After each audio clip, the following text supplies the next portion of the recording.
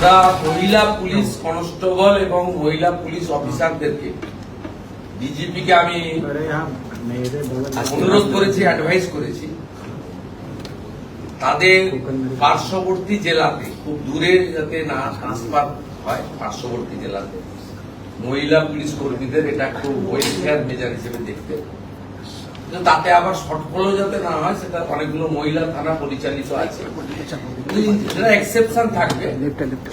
In general আমরা বলেছি যে আলিপুরদুয়ারের মন্ত্রী উত্তর দিনাজপুর শিলিগুড়ির মধ্যে তিনি কাজ করলে ভালো, তাকে যাতে পুরুলিয়া বাঁকুড়া এসে কাজ করতে না, এরকম একটু আমরা বলেছি।